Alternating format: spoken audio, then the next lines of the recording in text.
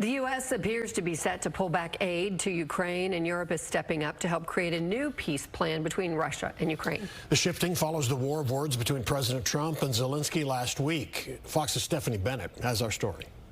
Your people are dying. You're running low on... The fallout continues from that tense meeting between President Trump and Ukrainian President Volodymyr Zelenskyy. Over the weekend, Zelenskyy receiving a hero's welcome at a summit of European leaders, most of whom pledged more money and weapons for Ukraine. But on Monday, Zelenskyy softened his tone, once again thanking the U.S. for sending billions of dollars in aid and saying he's ready for peace, just not on Vladimir Putin's terms. We need peace, not endless war, and that is why we say that security guarantees are the key.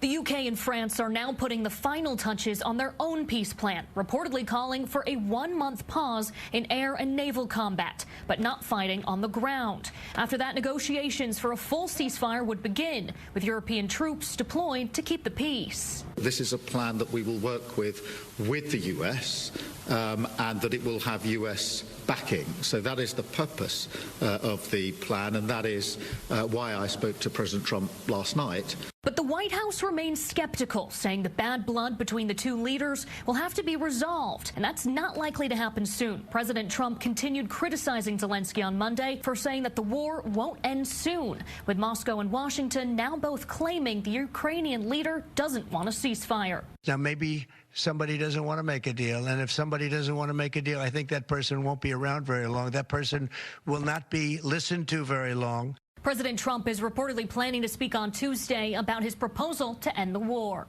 In London, Stephanie Bennett, Fox 4 News.